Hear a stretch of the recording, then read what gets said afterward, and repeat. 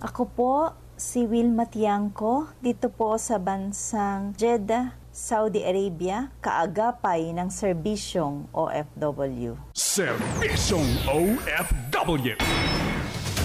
Narito na ang programang agapay ng mga Pilipinong manggagawa sa ibang bansa. Hatid ng FEBC Radio TV at ng Global Filipino Movement. Serbisyong OFW.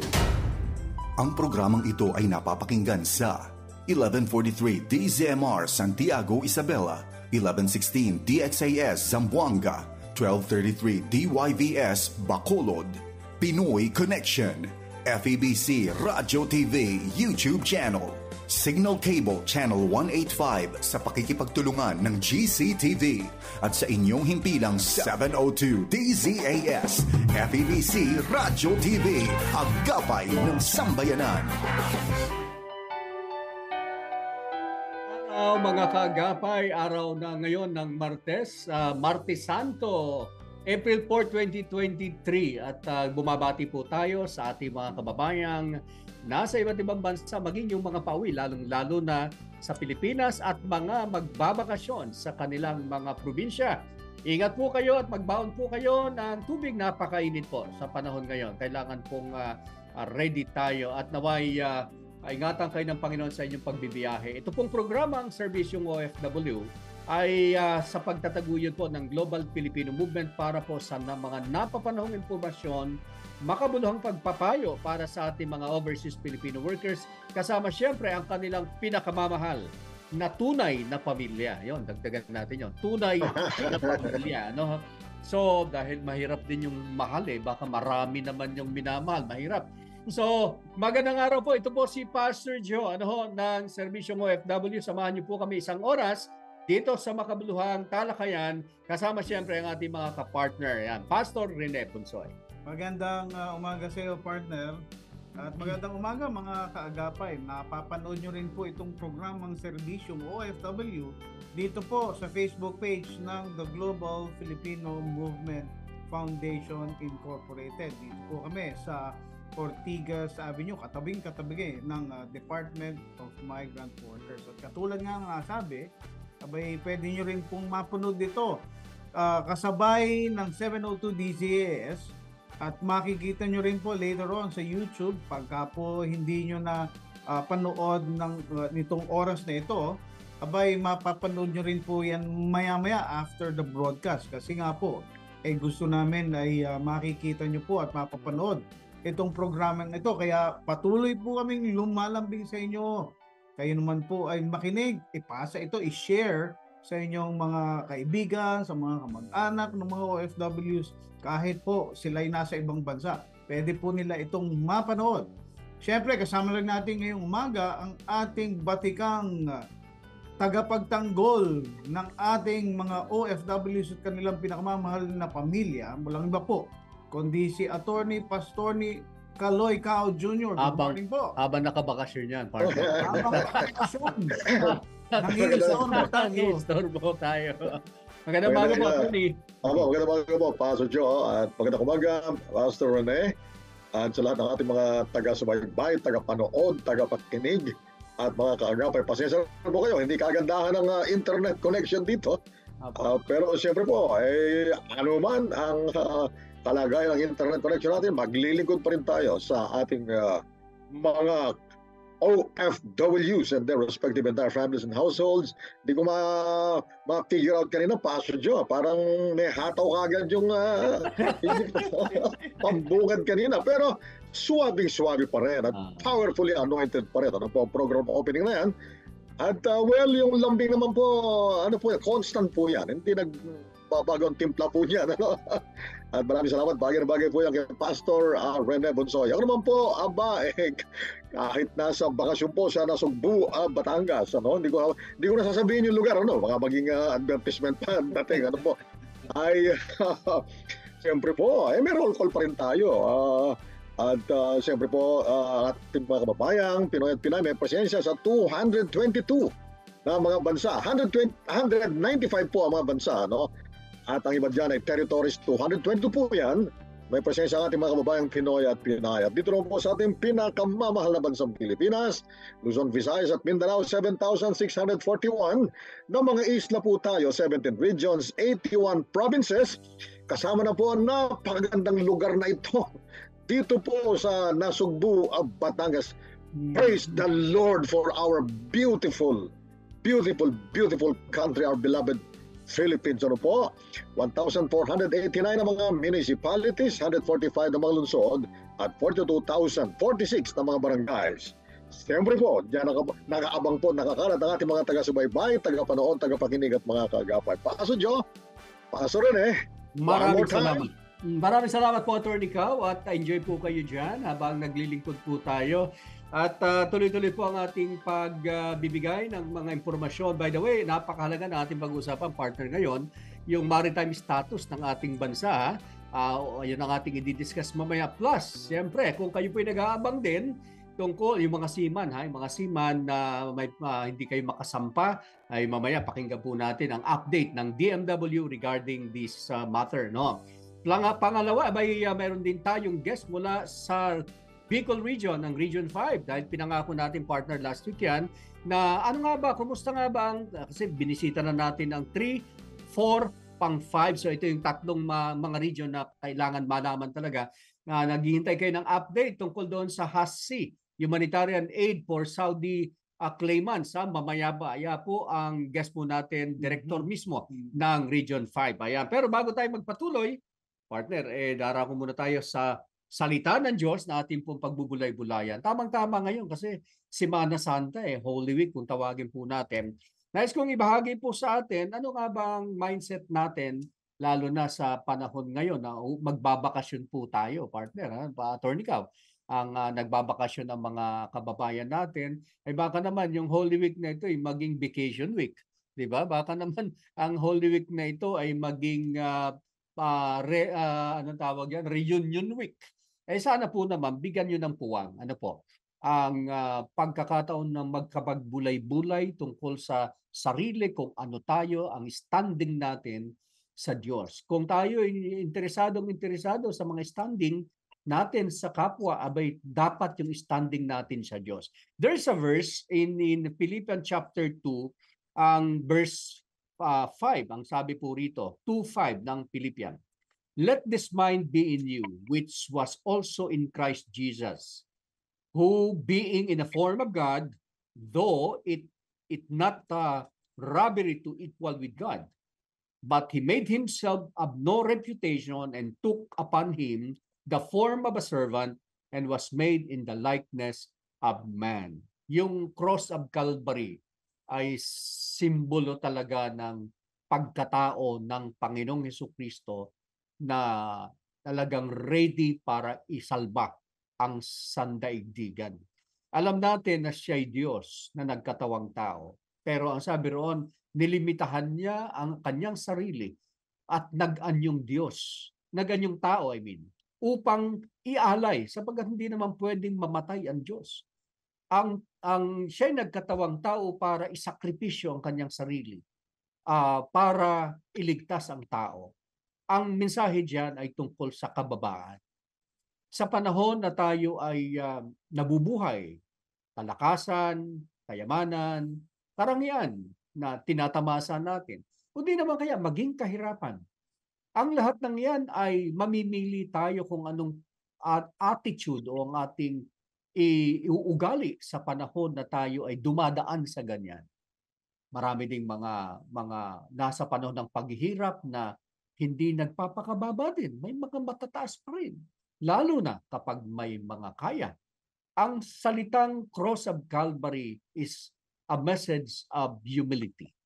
Sa panahon na dumadaan ka sa anuman, pagpapakababa pa din ang dapat isaisip. Yan po ang mensahe ng salita ng Diyos. At tingnan natin ang ating mga partner ng reflection nila sa verse na ito. Philippians 2, anong version? 5, 6, and 7. Partner? Pastorny, Attorney Kao, kayo po.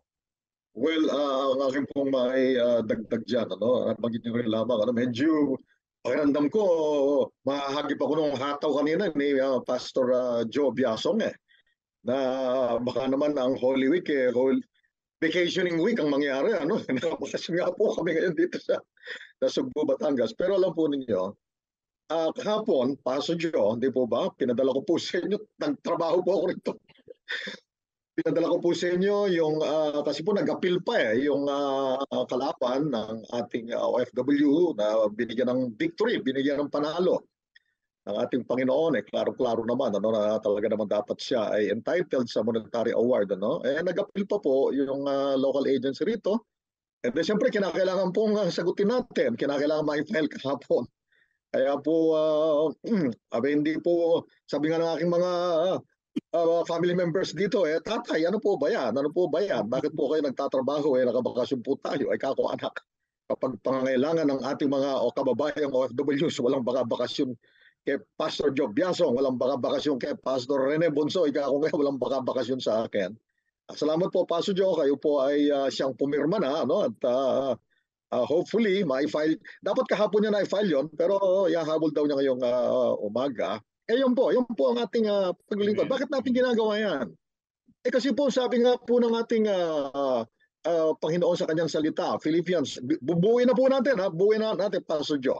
Philippians chapter 2, verses 5 to 11, ang sabi po dyan, in our relationships with one another, let us have the same attitude as the Lord Jesus Christ, who being in very nature God, did not consider his equality with God as something to be grasped, but he made himself nothing. And he took the nature of a servant, and he took the form of man, being found in appearance to be a man. He humbled himself and became obedient even unto death, even death on the cross. And for this reason, God exalted him to the highest place and gave him the name that is above every other name, that at the name of Jesus Christ, every knee shall bow in heaven and on earth and under the earth, and every tongue confess that Jesus Christ is Lord, to the glory of the Father God, in the name of Christ Jesus. Amen and amen and amen. Ayun, binuo na po natin. Pastor Joe. Pastor Rene. Partner. Sa akin naman reflection ko lang dyan is that by human nature, ang response po natin kapag merong mali na ginagawa, especially kung sa atin or sa akin, parang every part of your body may cry injustice. Ang reaction natin bilang mga tao mag-retaliate. Pero ang humility na ipinakita ng Panginoon, na ang sabi nga niya, parang siya ay Diyos na nagkatawang tao, naging kasama natin, naging katulad natin, at naging obedient siya sa parusang kamatayan. It's because of that will to save us from our sins, from our wretchedness. Kanya nga pagka naalala mo yun, ay yun yung pinakapagpapaalala sa iyo na kailangan mong matutunan yung humility na ipinakita ng Panginoong Hesus. And so therefore, afterwards, ang isipin mo na kung ang Hesus nga, ang ating Panginoon nga, ay nagpakababa, ako pa kaya? Amen, So amen. it's indeed something na gusto mong makita, maranasan, at makilala na kailangan mo itong ipaalala from time to time. At sana nga, hindi lang tuwing Semana Santa, no? Nagiging Amen. bumaba tayo. Dahil kung minsan, pagkatapos nga ng worship service, paglabas mo na dyan sa labas, yun na naman, nagmamataas na naman tayo. So it's a daily process. It's it's ongoing process. Daily submission. It's a daily submission. It's daily acceptance na paminsan-minsan tayo ay bumibigay sa temptation of parang putting ourselves up instead of being humble na katulad ni Jesus Christ. Naalala ko tuloy yung isang bahagi doon, sabi at nag-anyong alipin, ano, yung word na yung salitang alipin, no? Parang bagamat siya ay Diyos nag-anyo. Tayo baliktad, partner, di ba? Ang tao nag-aanyo kang mataas pero wala naman, di ba? Parang ganoon. Ito talaga mataas pero naging kagaya ng alipin. So pinakikita diyan na talagang kung sino ka, kung ano nararapat na iugali natin, kagaya ng Panginoon, yun ang ating gawin. Manalangin po tayo, Panginoon, salamat sa napakatagal na ring mga pag-alalang ito ng yung paghihirap, kamatayan, muling pagkabuhay. Salamat sapagkat muli patuloy kaming nare-remind sa ito ang dapat na maging kaisipan namin kagaya ng Panginoong Hesukristo.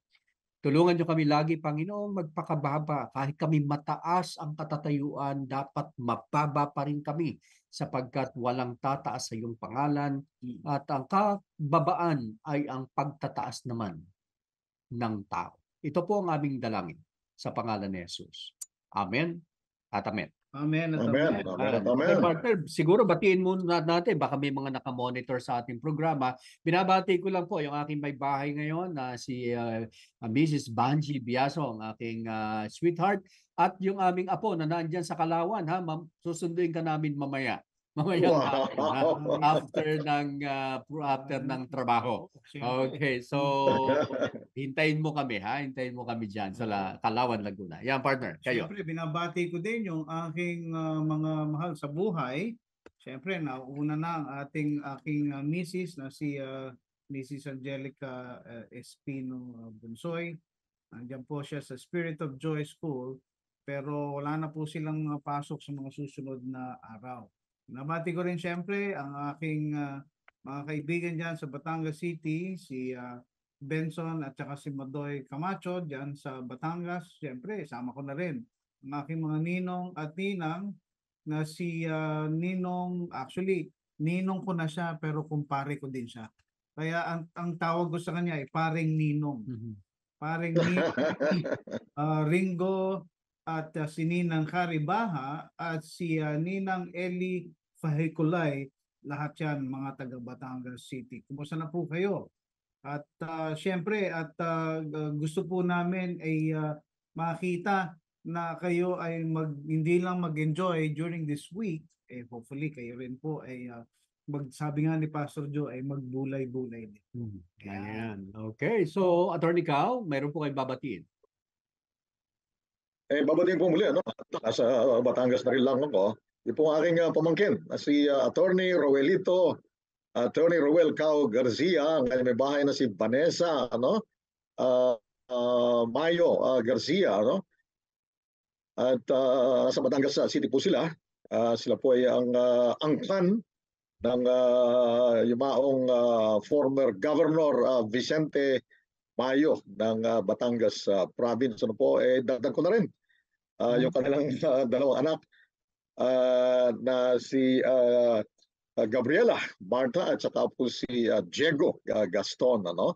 At saka dagdag ko na rin mga kaibigang matalik ito ni Pastor Rene Bonzo. Total, nandito ako sa teritoryo ng Batangas. Batiin ko na rin.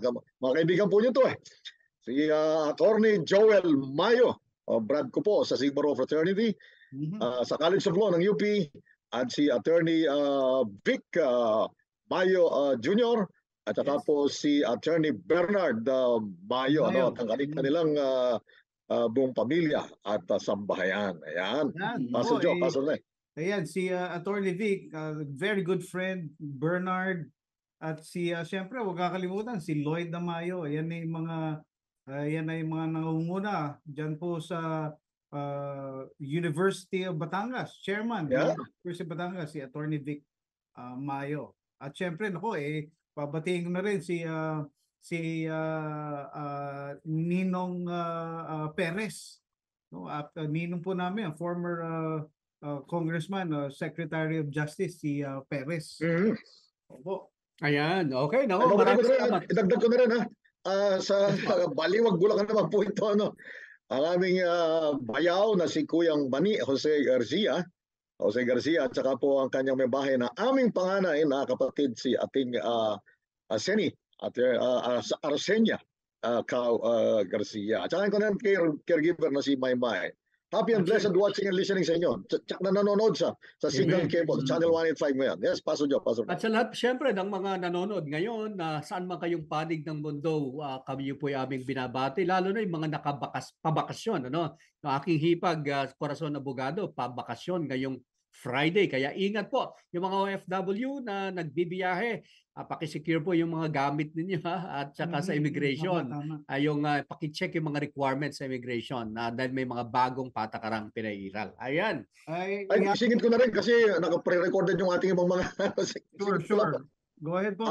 Ako po ang tagapangaral, tagapangaral sa Resurrection Sunday.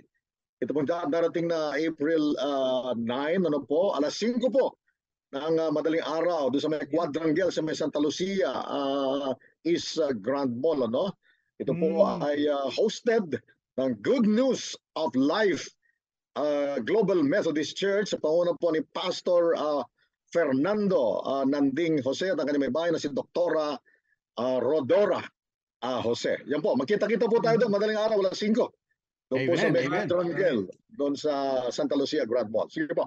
Nabasa lang ako na familiar name na nanood ng Oras na Pilipinas. Abay, kumusta dyan sa Toronto, Canada?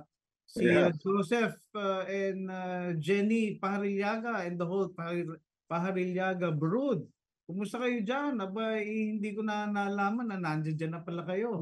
At sana kayo nasa mabuting kalagayan. Take care of the kids, Jenny and Joseph dyan sa Toronto, Canada. Ayan. Okay, partner, kasi medyo ang oras natin ay 8:52. Medyo mag-early station break tayo, partner, para dire-diretso ang ating discussion on seafarer standing ng ating bansa at maging ang update tungkol sa HASC. Babalik tayo makalipas lamang ang ilang paalala. Diyan lang po kayo.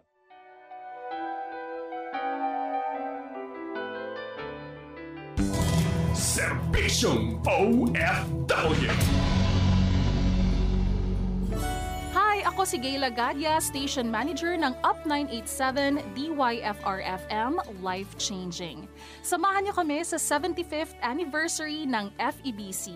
Narito ang ating activities. 8 a.m. sa People's Park, Valenzuela para sa Open House and Thanksgiving Ceremony. At pagdating ng 5 p.m., mayroong concert na gaganapin sa dating FEBC compound sa Family Park, Valenzuela City. Ang lahat ng ito ay libre, kaya kita-kits sa June 3, Sabado, para sa 75th anniversary ng FEBC. Wala nang iba sa aking puso at di ko ipagpapalit. Sumasay papawid mula sa Maynila. Ito ang Far East Broadcasting Company Philippines. FEBC. Hindi lang 702 DZAM. agapay ng sambayanan. Serbisyong OFW.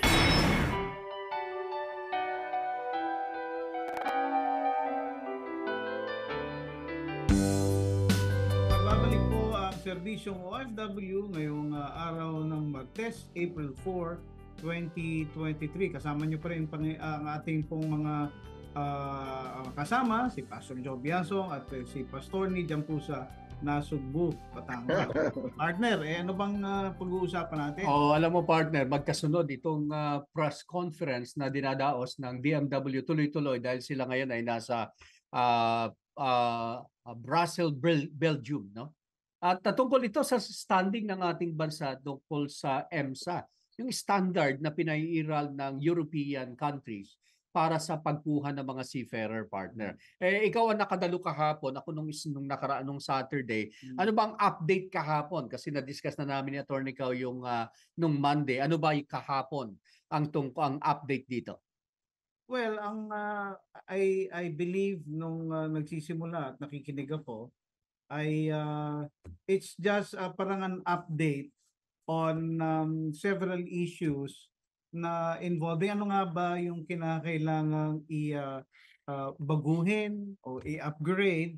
But mostly, ang napansin natin doon was that they have kumbaga nagbigay sila ng heaps of praises to una-una kay Department of Migrant Workers Secretary Toots Ople, but more importantly, sa presidente ng Pilipinas, Mhm. Presidente Ferdinand Marcos Jr. dahil they saw it, ang mga nagsasalita po dito, yung mga iba't ibang mga European mga stakeholders to.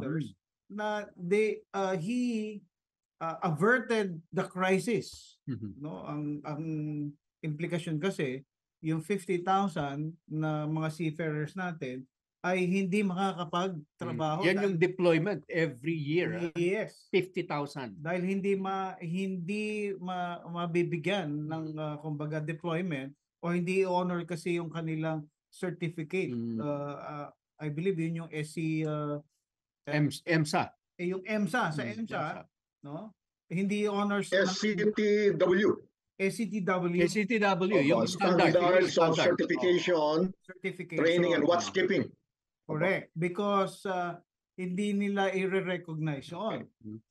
Sabi nga ni Professor, partner, nung Monday, abay, pinasang-awa tayo. Pinasang-awa daw tayo. Sabi ni Attorney Cao. Oo. Totoo yun. Maring ganun yung... Hindi kasi nga po, Pastor Joe, it had to take the intervention of the President of the Republic himself. Imagine that. Bakit pa may Marina? Bakit pa mayroong Commission on Higher Education? May ano question dyan. Bakit pa may mga government agencies na tapos ang Pangulo mismo ng Republika ng Pilipinas pa ang mag-intervene at nakipag-usap? Mabuti na lamang at pinagbigyan. Praise the Lord. Hallelujah. Sabi nga ng isang reporter, Attorney Cao, partner, sabi nga ng isang reporter, political po ba ito kaya naisampa o nakapasok? Ayan, medyo naging si Secretary Toots, sabi niya, I think this is not about the politics, but this is a decision from European. Siyempre, alam mo na yon, Pangulo na mismo. Sige, ito po, this is my humble submission. Pastor Rene, Pastor Joe, this is my humble submission. It is still a recognition of the competence of our seafarers. Recognition pa rin yan. Ang may problema, hindi yung seafarers kasi. Tama po, tama.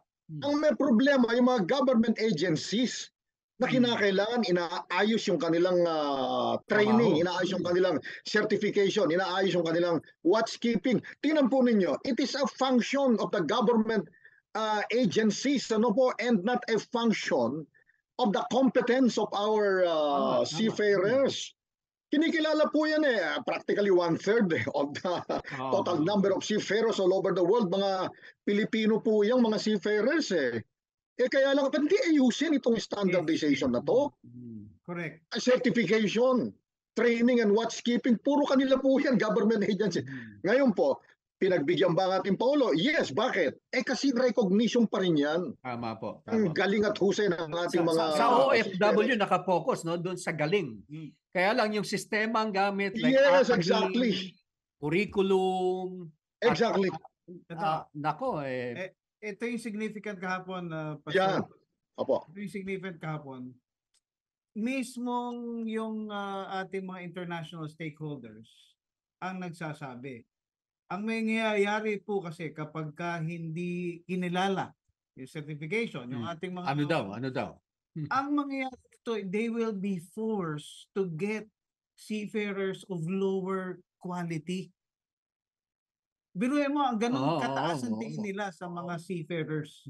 Nagulat ako doon kasi lahat sila halos na nagsasalita ay ang laki ng kanilang tiwala at kumbaga pagkilala sa mga seafarers natin. And I agree 100% yung sinasabi ni Pastor Nin. Itong mga government institutions na may problema. Kahapon nga, isa sa mga tanong doon hindi kaya dapat ang Marina pinapalitan na. O tinatanggal na. O tinatanggal na. Kasi kung di naman sila nagpapaksyon. And there is also the issue of, ayun na nga, isa po na sa nadinig ko doon, Pastor Ni, is we're turning out yearly, we are, kumbaga, nakakapagpatapos tayong halos 13,000 na mga seafarers. Sa iba't ibang school. Sa iba't ibang school, 13,000. Pero ang realidad, 3,000 lamang doon ang ma-deploy. So you have 10,000. na hindi pa siya ma-deploy. Anong dahilan? Anong dahilan doon? Ang dahilan nga kasi is that you are probably kumbaga have training centers who are kumbaga anong tawag doon? Ayoko sabihin. Parang ano lang makatapos lang. Para makapagpatapos lang. Kaya nga umusbong partner attorney ka. Umusbong nag-mushroom yan. Nag-mushroom ang mga eskwelahan kasi yung mga nakakaraang marina. We can understand talaga na hiwalay kasi attorney ka parang kanya-kanyang lakad no yung sa mga seafarer tapos nagkahiwalay lumayo. Ngayon na nakikita na natin. Naiwan yung bagamat established in a sense dahil yung standard nila latag na kasi internationally, latag na. Pero sa Pilipinas, mukhang naiiwan talaga sa atin. Ayun. So yun, bukod pa yung issue partner na maraming school, no? Pero kaunti ang hindi nakakapasa sa standard. Yung ambulance chasing pa, partner, isa pa yan. Isa pa yun sa na-discuss. Kaya parang ayaw na ng, alam mo, yung hindi naman ayaw, kundi dito iniinda ng mga manning agency at maging mga principal, yung inuudyukan baga ng mga abogado. Kaya mukhang parang a call for a different agency to their concern, like DOJ, para sa mga abogado, ang ano pa ba, yung sa curriculum, ang CHED, ay mukhang makikita na natin ang pagsasama-sama para maitaas yung standard. Dapat nag-uusap-usap talaga sila. Yan. Attorney Cao. Ako hindi po nang tataas ng sariling bangko natin, o ng sarili natin. Kasi nga, ang ating pambungan kanina yung pong Philippians chapter 2 verses 5 to 11, yung bang kababaang loob na pinakita ng ating Panginoon sa Kristo. Hindi tayo nagtataas na ating sarili. Kaya lang po minsan I wonder, I really wonder, very very sincerely wondering, Pastor Rene, Pastor Joe. Halimbawa po kayo, imagine yung paglilingkod po ninyo sa ating mga OFWs higit pa sa ginagawa ng mga nasa gobyerno. NGO po tayo, ang Global Filipino Movement, a faith-based, church-based organization, NGO. Ang ginagawa po natin, ministry, tinutulungan natin ang libre. Libre. Hindi tayo pinasasahod ng pamahalaan. Ako nga po, buti na lang, binigyan kami ng Panginoon ng financial independence. At sabi nga kay Pastor Joe ako, tayo nga po naglilingkod sa ating mga FWs ng libre. Walang siya, ang oras kahit anong oras, Bakit itong mga local private recruitment agencies na ito, kumikita naman sila, Pastor Joe. Bakit niloloko pa? Di ba? Bakit niloloko pa itong ating mga kababayan? Hindi na nga nila pinaglilingkuran ng todo, niloloko pa. Yan po ang dapat na mangyari. Ang pasalamat natin sa ating Panginoon Diyos, and this is another humble submission of mine. Sa biyaya po ng Panginoon, there is a confluence of events. There is a confluence of circumstances. Ang Secretary of the Department of Migrant Workers ngayon, she carries the pedigree and the surname Ople. Kasi po ang tatay niya, former DOLE Secretary, Senate President, Blas F. Ople, naging Pangulo po yan ng International Labor Organization, ILO, based in Geneva, Switzerland. Siyempre, at saka ngayon po, siyempre, tumulong ang ating Pangulo. Napakalaking bagay. It's a confluence of events and circumstances.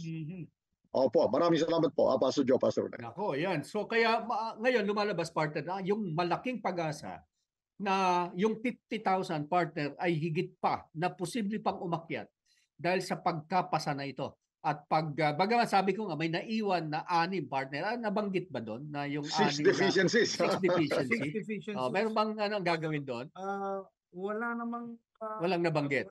Binanggit kasi nag-focus doon sa iba't ibang issues like yung sa ambulance chasing. Isa yun. Mabuti na lang hindi tayo ganun partner, no? Teka, medyo medyo significant yun. Bakit?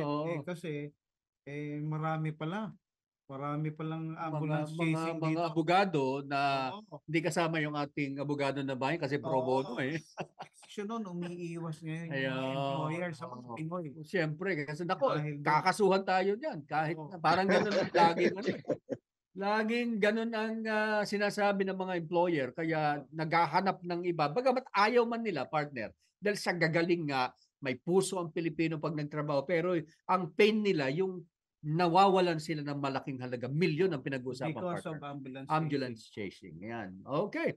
Partner, Sorry, Pastor Joe, nasa ano na po yata yung ating guest, ano?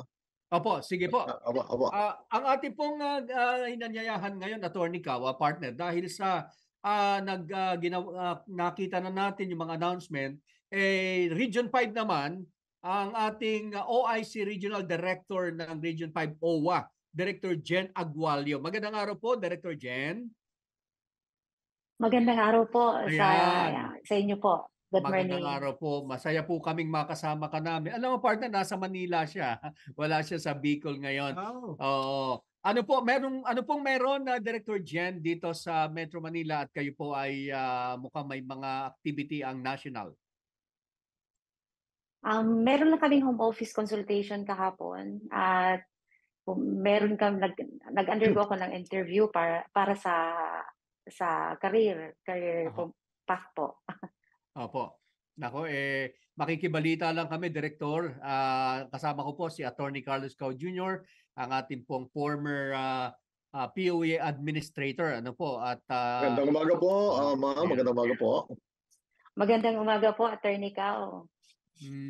Okay, partner. Ano bang tanong natin kay Director Jen? Well, siguro kahit nandito siya sa Metro Manila, ano ang bago at ano ang update po natin sa inyo pong region with regards to OWA functions and even events para sa ating mga OFWs? Oo. Sa ngayon po, kakatapos lang ng aming Marilag, we acknowledge yung ating mga, kumbaga, nagkaroon ng magandang negosyo na ating mga previous OFWs na Bicolano. So we acknowledge their success through our Marilag recognition in celebration din sa Women's Month for March. And meron kaming upcoming events din. We will be having the province-wide MOA signing. Ito po yung MOA signing with the local government units, and ito gagawin namin sa isang probinsya and will be participated by the local chief executive sa buong probinsya po. So it will be held on April 12 and hopefully makarating si admin kasi we invited him kasi siya talagang signatory para sa MOA . So hopefully makarating, and isa yun sa magandang mangyayari kasi mas strengthen ang aming partnership with the local government units para po yung aming programa ay talagang maibaba namin down to the barangay level. Opo. And of course, tanong ko lang, Director, ano po ang laman ng MOA? Kasi provincial-wide, ibig sabihin, 5 province ba ang Bicol? 5 or 6? 6 provinces po kami. Isahan, isahan na Director Jen, na magmo-MOA ang mga city official or sa buong probinsya. Ano po ang laman ng MOA, Director? Dito po kasi sa MOA nakapaloob yung, kumbaga, commitment din na hiningi namin from the local government unit, lalo na po ang pagbibigay ng help desk. Yung help desk officer mismo, para kung may OFW tayo doon sa munisipyo, sa level pa lang po doon, ma-address na natin. And at the same time, actually nag-ikot na din ako, nagkaroon ako ng courtesy visit sa kada local government units, and very positive yung response nila sa aming request. Kaya nga po, ito naging okay na magkakaroon kami ng province-wide MOA signing. And doon din po nakapaloob sa MOA na kung halimbawa may activities kami, part ng ihingi namin na support from the local government unit ay ang pag-provide po ng possible venue para kung saan imimit namin ang mga OFWs and their families. And of course, isa po doon na nakapaloob din yung pagkakaroon din ng responsibility ng LGU for data banking. Kasi kumbaga, ang record ng OWA, ang nakalagay lang dyan yung mga lumabas ng legal. But for those working outside na lumabas na ang visa nila either tourist visa or visit visa, so hindi pa yun captured ng OWA. So may mga instances din po na ang declared address ng Bicolano ay Manila, So pag nag-generate ng report ang OWA, hindi siya mag-a-appear as Bicolano. So mas accurate po in case mag-data banking ang LGU para talagang kung sino yung qualified beneficiaries ng OWA will be properly identified. Okay. Yun. Attorney Cao, kayo po, baka may gusto po kayo itanong? Oo, meron po. Interesado ko rito na makapagtanong. Maraming salamat po sa presensya ninyo, Director Jem. No? At ito po kasi, meron po tayong Migrant Workers and Overseas Filipinos Act of 1995. Ano po? Inamendahan po yan ng Republic Act 10022. Di po ba? At pagkatapos ngayon ay meron namang bagong Republic Act 11641. At ang mismong OWA, meron pong bagong charter, hindi po ba? Mga 20, ang year ba yan? 2016 yata eh. Nung maaprubahan po yan, ano? Yung Republic Act 10801, ano po? The OWA charter, ano po? Ang nakalagay po sa mga nabanggit mong mga batas na yan, ano po, lalong-lalo na yung participation po ng local government units. Ang ganda po, Ma'am Director, ng ginagawa ninyo. You are coordinating with all the 6 provinces, ano, and of course, the municipalities within these provinces. Kaya lang po, Pastor Rene, Pastor Joe, ito ang aking interesado ko rito eh. Ako po ang dating administrator ng POEA, ano po, noong 2011, mahigit na pong 1 dekada nang lumilipas. Ito lang po ang tanong ko, simple-simple. Nakalagay po sa batas, ang mga local government units, ano, sabi nga ni Pastor Joe in one of our broadcast, dapat nga sa level ng barangay, meron na yan eh. Magpo-provide po sila ng OFW help desk. Kiosk nga ang tawag. Sabi ko, bakit naman kiosk ang tawag? Dapat OFW help desk, kamukha po ng ginagawa nyo ngayon. Ang sabi po ng batas, magbibigay ng mga computer unit ang tawag dito. Yes, computer yun, mga desktops. Ngayon, desktop pa nun eh. Ngayon nga, hindi na desktop eh, mga laptop na. Ano po? Magpo-provide daw po. At ang panawagan nun, ang ibibigay, hindi pinaglumaan ng munisipyo, kundi mga bago talaga para sa kapakanan ng OFWs natin. Ma'am, in your having gone around this LGUs, ano po? Yan po ba yung nangyayari? Meron po ba talagang mga OFW kiosk or help desk ang lahat ng municipalities, lalo na provinces of course, ano? Meron po ba at mga makabago po ba ang kanilang mga laptop at saka mga computer desktop? Sige po, pakisagot po ninyo. Interesado po ako. I am hoping for a wonderful answer. Sige po, Ma'am Director. Actually, bago sa akin yung sinabi nyo na dapat well provided ng computers, yung ating nasa batas po yan, nasa batas po yan. Naliwanag sa batas po yan.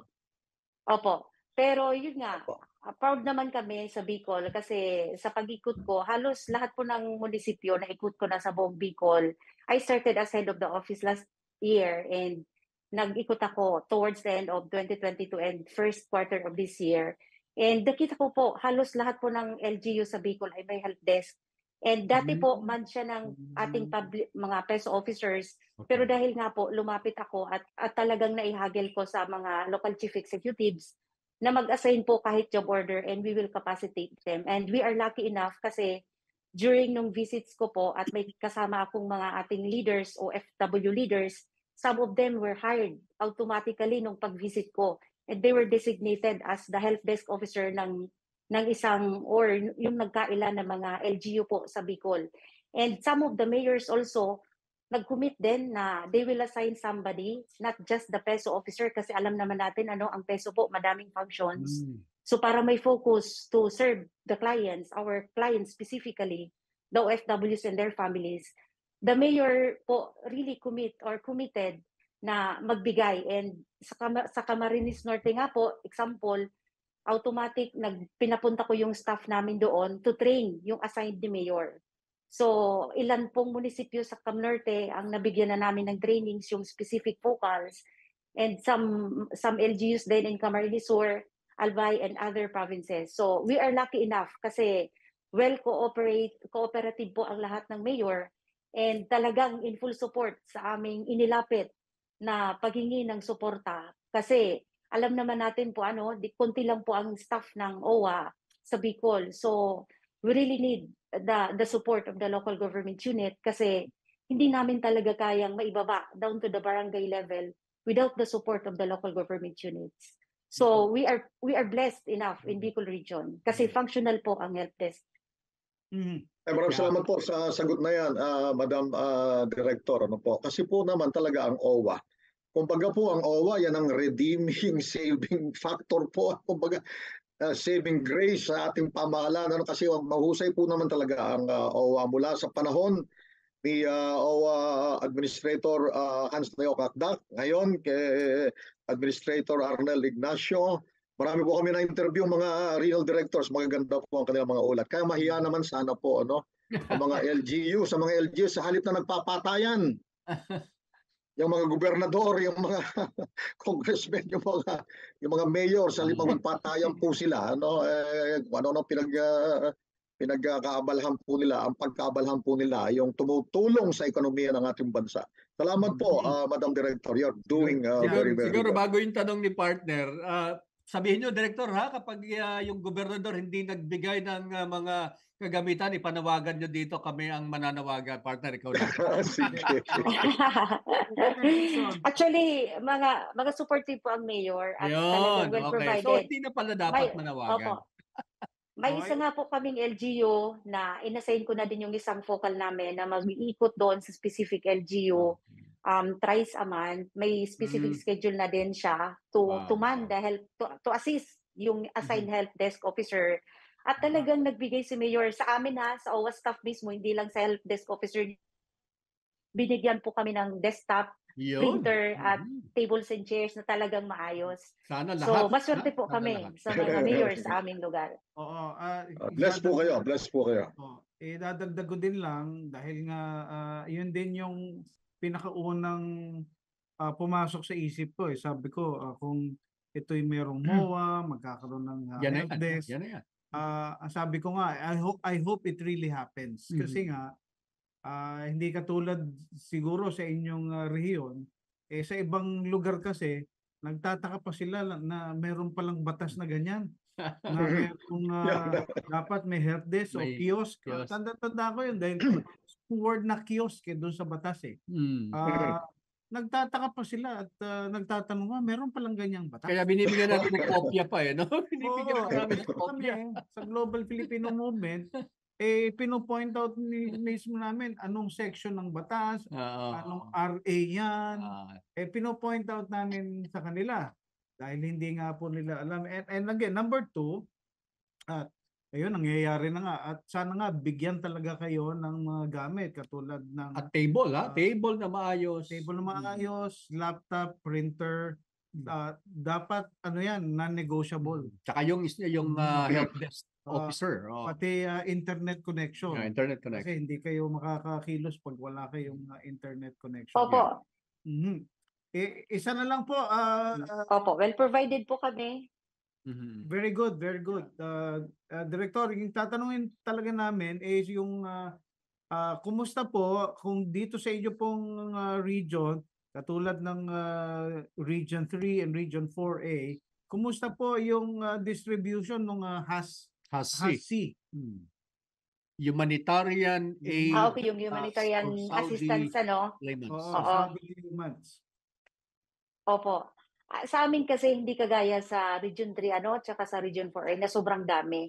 Sa amin, we are just expecting at least 100 to 150 applicants lang po.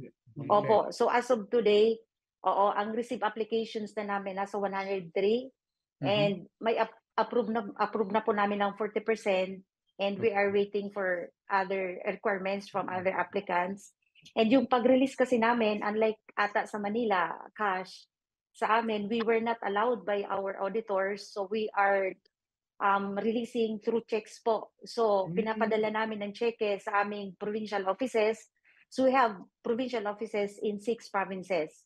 So pag nagawa na namin ng check, kasi online naman po ang application, sa region po namin pinaprocess sa regional office, may evaluators kami.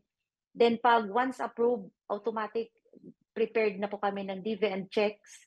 Then after that, we will endorse the checks po doon sa concerned provincial office for the release po ng humanitarian assistance for the OFWs affected noong 2015 to 2016 po na economic downturn sa Saudi Arabia.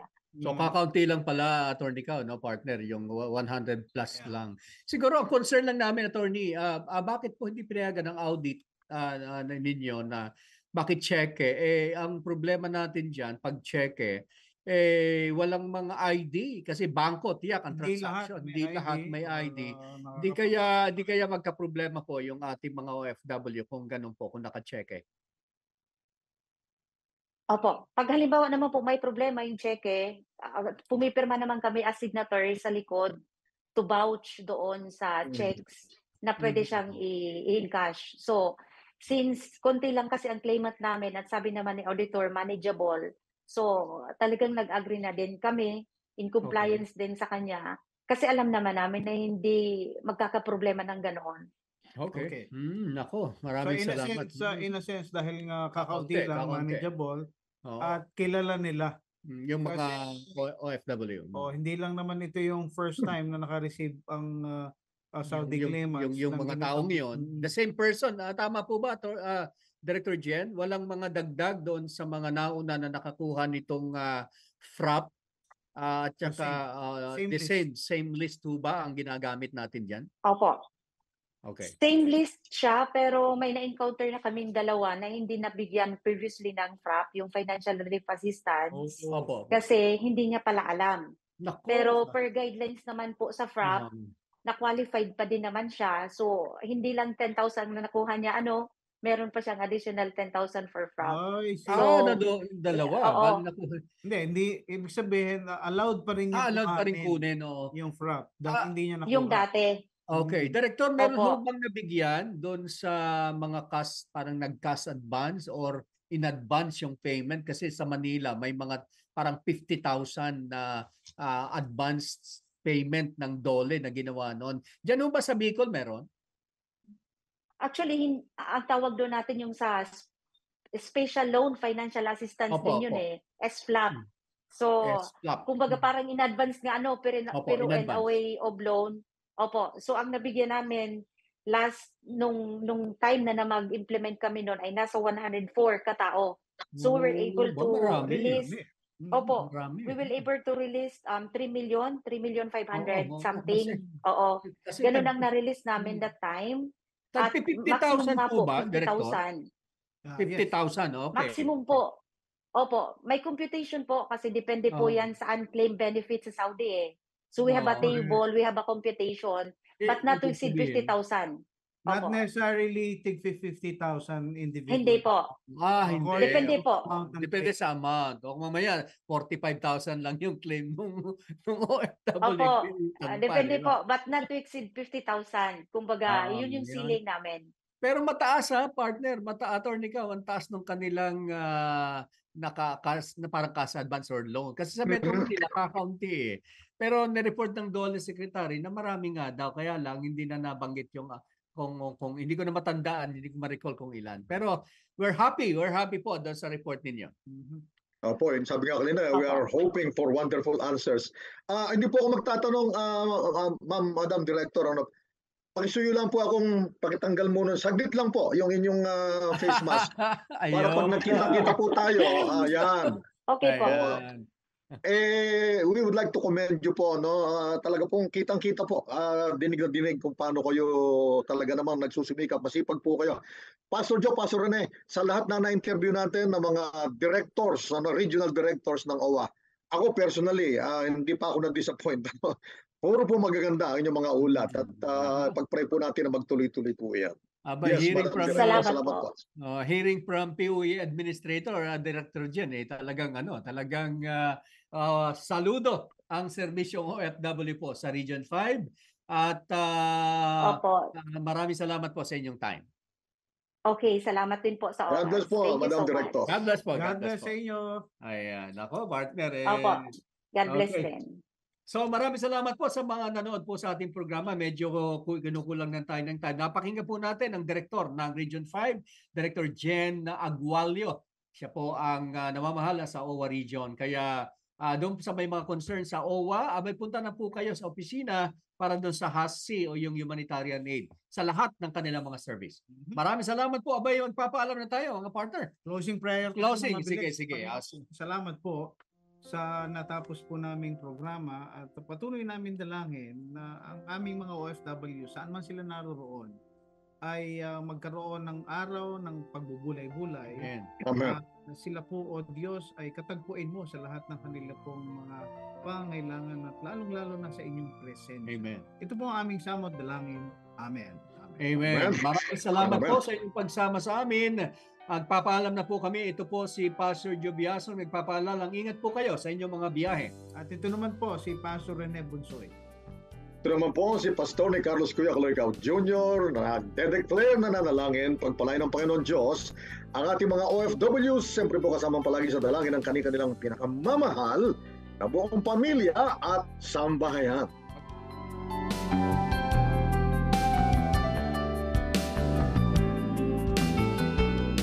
Ako si Rica Alonte Mabini ng Kuwait, kaagapay ng serbisyong OFW. Serbisyong OFW.